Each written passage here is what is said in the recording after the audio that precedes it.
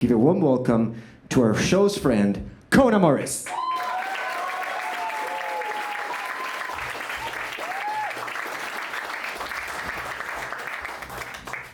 When I was growing up, it was really important to me that I could get into a good college because that was my entire escape plan from a childhood that was rather shitty, the home life, impoverished and shitty home life. So I always made sure that I looked really, really good, at least on paper. Because you see, I had a wild side as well. My father left when I was 12, and he took every ounce of discipline with him. My mom was just a total pushover, and she was juggling 3 different nursing jobs, working odd hours, which meant by the age of 12, I had achieved absolute freedom. Yes. So naturally, my house became party central. And even when my mom was home, she was always trying to catch up on sleep because of working graveyard shift hours. So she had an eye mask on and big earplugs. And this woman could sleep through quite literally anything. There were times that I had punk bands playing in my living room and she didn't wake up. If she did have Quaaludes, thankfully, I never found them. I will say that. But it also meant that my mom had no idea that when she was sleeping, my friends and I would take her car out on joyrides. Yes. But don't worry, I was a very responsible 12-year-old car thief. I only ever went a few blocks around the neighborhood. And, you know, I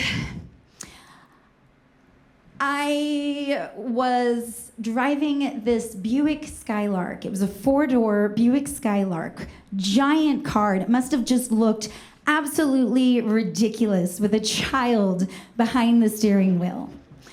But I kept getting away with it, so I kept doing it. I think I was just drunk on power, and sometimes a little Zima. So over the next couple years, I just kept taking more and more freedom, and it was just fantastic. So when I was 14 years old, everything for my college escape plan was going very, very well.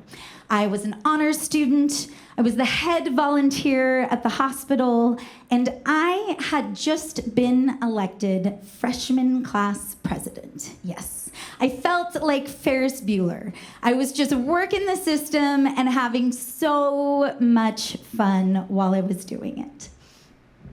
So a few days after my very epic inauguration party, my friend Sarah Cooper came over to spend the night. Now, Sarah really wanted me to go take my mom's car to pick up her boyfriend, Bernardino.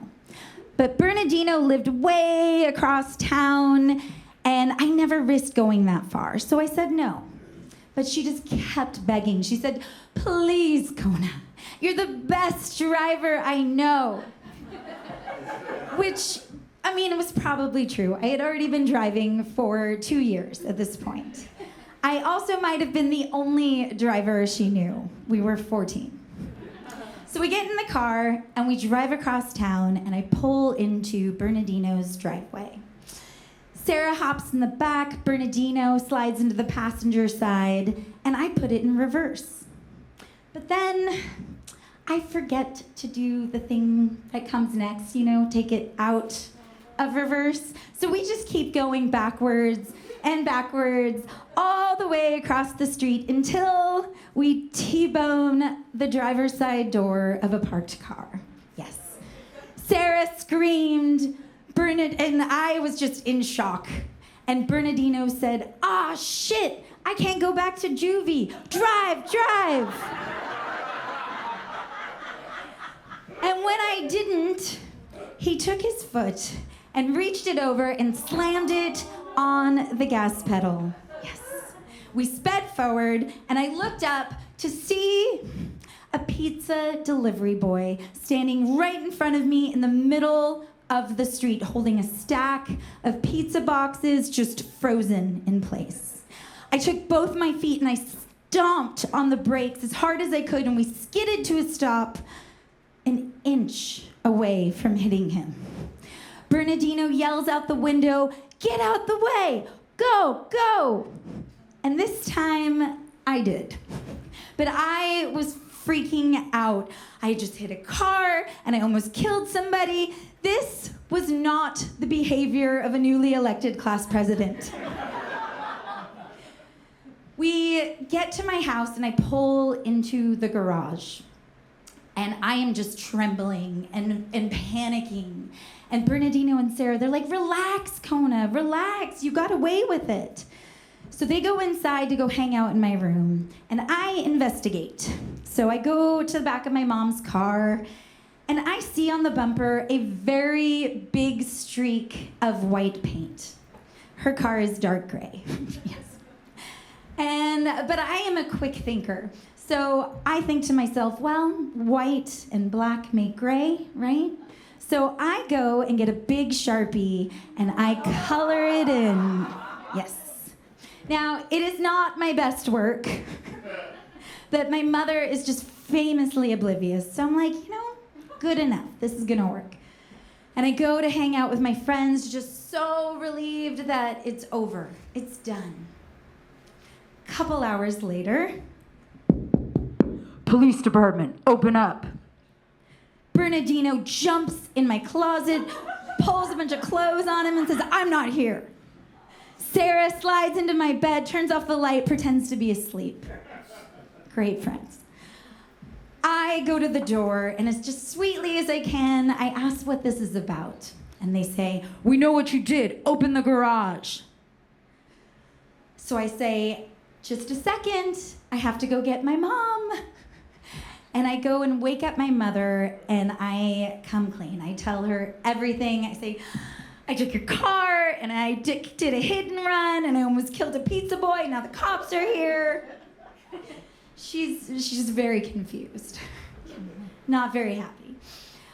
The cops saw right through the Sharpie. Go figure. Not as oblivious as my mother. And I am just in full-on panic mode. After all of these years of getting away scot-free, and I had just been caught. And I am freaking out. I'm thinking, never mind being able to go to college, I'm about to get arrested. And certainly when my school finds out, I'm gonna get impeached. None of this is going to look very good for my college escape plan. So I just start begging them for mercy. I'm just like, "Please, please, I know it was so wrong. I wanted to leave a note, but my friends peer pressured me," and I'm just begging for them to forgive me. And the cops tell me that it's not up to them, that my entire fate is going to be determined by the man whose car I hit. Yes.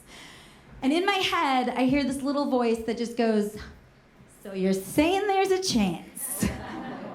So then I start begging them to let me please, please, please go with them to apologize to this man, because I feel so guilty. I'm not gonna be able to sleep. I feel so bad. I just wanna say I'm sorry, right?